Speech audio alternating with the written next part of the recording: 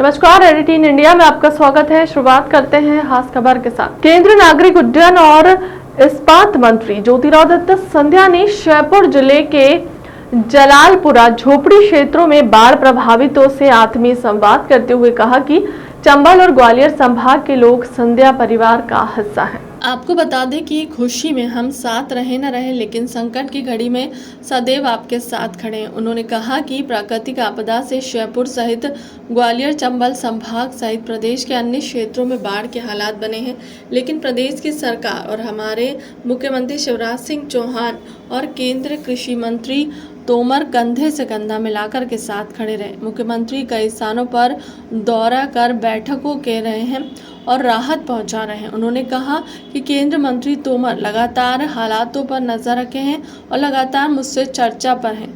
उन्होंने कहा कि कोई भी कठिनाई जयपुर की जनता को ना हो, इस विचारधारा के साथ सभी लोग कार्य कर रहे हैं। केंद्र और मध्य प्रदेश की सरकार की मंशा हमेशा से गरीबों की सेवा करना है। अंत्योदय की सेवा और संकट की घड़ी में आमजन के साथ खड़ा होना हमारे प्रधानमंत्री नरेंद्र मोदी की विचारधारा है। और मौके पर ग्रामीणों की मांग पर केंद्रीय मंत्री सिंधिया ने झोपड़ी गांव को राजस्व गांव बनाने की घोषणा की है। आपके सिपाही हैं, हम आपके सेवक हैं और प्रधानमंत्री नरेंद्र मोदी जी के सरकार में यहाँ ना कोई मंत्री है ना तंत्री है, यहाँ सारे के सारे जन सेवक के रूप में आपके साथ खड़े हैं। मैंने 4 भाग की नीति बनाई और मैं निवेदन करूंगा, कलेक्टर साहब कहाँ है, आप नोट करें, कागज और पेन लेके नोट करें। 4 भाग की नीति मैंने बनाई है। पहला भाग लिखिए, जो वर्तमान में स्थिति उत्पन्न हुई उसके आधार पर एक एक नागरिक के लिए खान पान की व्यवस्था, पशुओं के लिए चारा। 25 गांव हमारे इस अटेर में प्रभावित हुए हैं, 80 गांव मुरैना में प्रभावित हुए हैं, 41 गांव श्योपुर में प्रभावित हुए हैं और नागरिकों के साथ साथ पशु भी प्रभावित हुए हैं।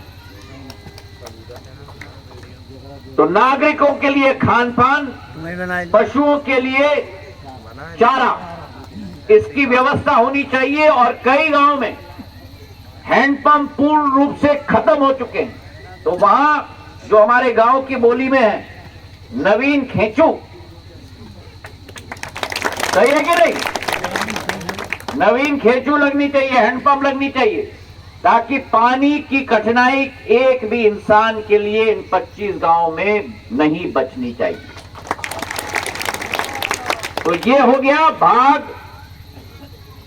पहला भाग। अब आइए आप दूसरे भाग पे। राजस्व मंत्री और परिवहन मंत्री गोविंद राजपूत जी यहां हैं।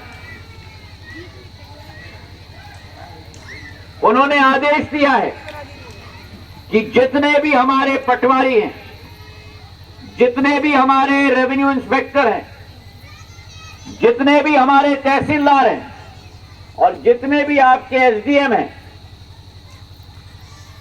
जो क्षेत्र प्रभावित हुए हैं इस बाढ़ से, पूर्ण रूप से उनकी समीक्षा की जानी चाहिए कि जहां कठिनाई और हानि हुई है मकान की, जहां कठिनाई हुई है वस्त्र की, जहां नुकसान हुआ है अनाज का, खेत में भी, खलिहान में भी और घर में भी,